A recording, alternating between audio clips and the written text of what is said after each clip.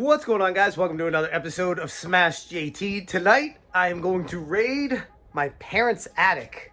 Last time I was at my house in Massachusetts, I was in my basement, made a video that went, quasi-viral for me, called Are Retro Video Games Useless? Now, I'm stuck at my parents' house because I have COVID and had to cancel my flight back to California. So I have a few extra days here. Finally getting my voice back and my energy back, and I figured, why not take a trip through the attic to show you guys what I might have hidden in store. JT. Okay, so you guys aren't here with me, but I can assure you it is hot as hell up here. I don't know how long I'm gonna be able to last. I'm already starting to sweat. I literally just walked up the stairs and I am just like, whew, it's brutal. I think it's something around, if I had to guess, 110, maybe higher up here. But whatever, I'm used to it. You know, being in California long enough, it prepares you for this kind of weather. So first off, let's take a look at this stuff. I found Dracula's Curse, Castlevania 3. It's like it's got a little bit of a ding on that side. But, I mean, this side is perfectly cut clear. Look at this. Now, the funny thing about this is, win a trip to Dracula's hometown. Details inside. I wonder if anybody ever won that. That'd be a good YouTube video right there. If someone could find the guy that won that trip to Transylvania or wherever they sent him to. If that even ever happened. Oh, what else we got here? Legend of Mana on the Sony PlayStation, and geez, not a scratch or scuff on this thing. Look at that. I don't believe the game's in here because I have it in a disc case in California with me, but man, that is some beautiful artwork inside that. This is when game companies actually, you know, took their time to make something beautiful. And man, Legend of Mana. Classic game. Already got remade. Oh my god, I'm already starting to sweat up here. Whew. Pac-Man Atari program instruction book. Look at this though. This is an incredible instruction book. Full color. Look at the game, looks nothing like that. Like the arcade, but still fun. But these images are beautiful. God, I can't get over this. I didn't expect this to be a full color manual back in the day. I just figured black and white.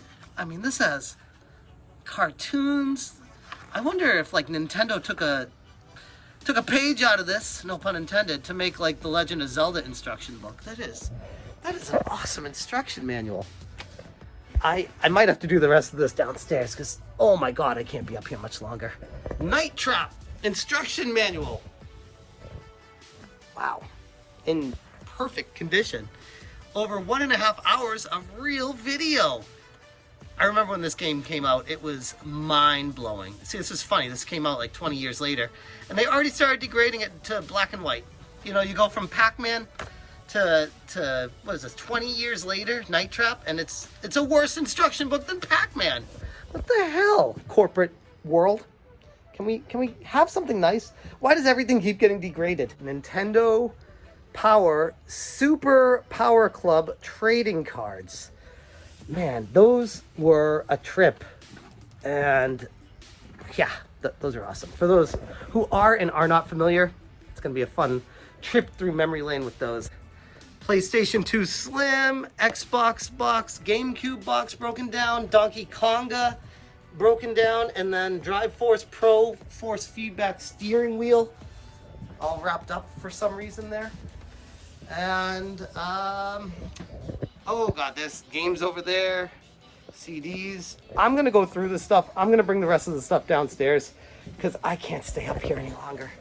All right, so I brought most of it downstairs because it was way too hot up there. The original Ridge Racer long case for PlayStation 1, Battle Arena Toshinden, Jumping Flash, Battle Arena Toshinden 2. These are missing the instruction books. Bust a Move 2.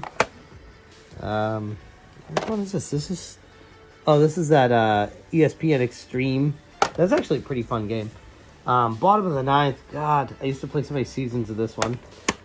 So these are all original PlayStation long boxes back in the day before they, like every company, got cheaper and cheaper with how they put the games out and sell them for the same price. Good times. Here, let's see. Bobby Orr to Jeff. Best of luck, Bobby Orr. My uncle actually got him to sign that for me as a gift at a golf event in Massachusetts that he was at, like a charity golf event. Some of these were downstairs in my basement too. Not all of them were upstairs. This kind of was putting them all together. Got Metal Gear Solid, Final Fantasy Anthology. All the games are in San Diego with me, but these are the cases. Instruction manuals, like, never been touched. All of them. They're in such great condition. Final Fantasy 9, Final Fantasy 7, Chrono Cross. Look at this. Like, it's like super beautiful. Oh, love it. Tony Hawk, Vagrant Story. Which one is this one here? NHL Power Play 98. International Track and Field 2000. Such a fun game. VR Baseball, Final Fantasy Tactics, one of the best games ever. Got some Sega CD games here. Let's see. Sewer Shark. I believe that came with the original Sega CD. Everyone's got that. Same with this one. Sherlock Holmes. I think that came with it. I don't even know. It's a very slow game, but fun. Wonder Dog. This is a huge hidden gem. Like, a very fun platformer along the lines of, like, Sonic the Hedgehog meets Rocket Knight Adventures, but a little bit slower than that. And it's fun. By no means better than those games, but a fun game in its own right that nobody ever talks about. So that's a hidden gem defined. Oh my god, this is so 90s. Look at that. Rock paintings. Sega of America presents Rock Paintings. And adventurous new music. What even is that? Power stamps. I don't know how many of you had Nintendo Powers back in the day, but I used to collect these power stamps and you would mail them in. I think you clipped them from the Nintendo Powers, if I recall. Yeah, that looks like Nintendo Power. And then you would send them in to get, like, crazy stuff. I think I was able to get my Super Nintendo carry case with these things. And there's a lot in here. I would have been able to get something. I think I was saving up as much as I could, and then, like most things, never actually used it. SimCity, the card game. I believe there was some popular YouTuber that talked about this not too long ago. But this was, I used to love SimCity back in the day. They were like big cards. I have no idea how to play anymore, but I remember there were big cards you would use. Those go over there. Department store, and they have like different stats. Again, I have no idea how to play this anymore. Ace Hardware. I don't know. I don't think this game would fly anymore these days, but with the advertisements and the stuff, but I don't know. Interesting game. I remember liking it back in the day, but that was a lifetime ago. And these are more cards from, I think these were in a pack. I don't think these were Nintendo Power. But these were Nintendo Power, I believe. Or maybe they were strategy guide cards for Yoshi's Island. Same thing with Mortal Kombat 3. Same thing with Donkey Kong, Diddy's Conquest. And then all these, God, like I said, I could do a whole video on these, but these cards were incredible back in the day. And it's funny too, because I like totally forgot about them. Like I forgot of them even existing. Basically just cards that go over all the games that were on all the Nintendo systems back in the day that you could collect and trade with your friends if you had them, which I didn't. But I loved collecting these things. I think they were different cards every single month with every magazine. Like it was a random variety and it let you trade them. I don't think it was the same 9 cards in every issue that everyone got, but I'm not sure. PlayStation 2, the old school one. I have like 3 of those in San Diego.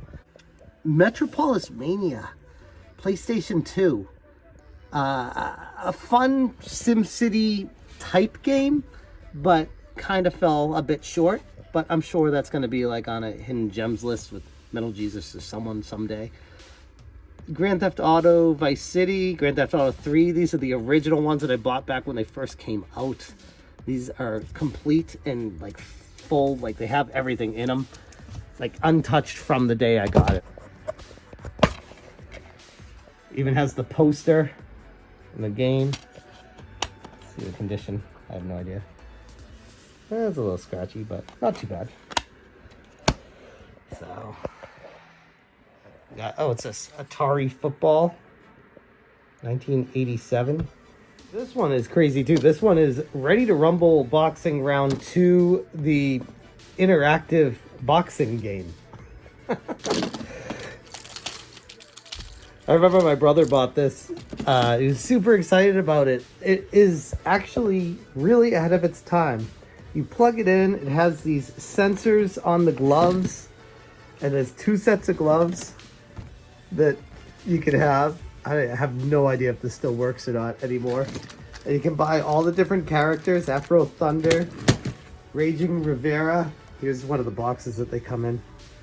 And like nobody even heard about this or talked about this thing, but it came out with Ready to Rumble Boxing Round 2, and the boxers slide to the middle, and it's just like when you punch your arm, they punch, and then when you knock somebody over, they can knock them over in the ring, just like Rock'em Sock'em Robots, but you actually punch. Like you put the glove on and you punch, and then they move forward. But like I said, I have no idea if this works. I'm not going to try to figure it out right now because it's a little bit much for this video. But man, he's got like all the characters. The guy's the bear. Got to have the girl, you know. Italia. I have no idea who this guy is. And then, like I said, Afro Thunder. This is awesome. Boys and their dolls. That's pretty much everything that I could find in my attic worth talking about. I mean, there's a whole bunch more junk up there, but it's just crazy going through your old stuff that you forget about, you know? Like you put it up in your attic or you put it down in your basement and you just move on with your life and you never look back at it. So this was fun. I hope you guys enjoyed looking through some of this random, I don't know, it's not junk, but it's not anything that I need in my life per se. I'll probably be bringing some of it back to San Diego with me. But for the most part, just going to keep leaving it here because, I don't know, I don't have that much space in my luggage currently.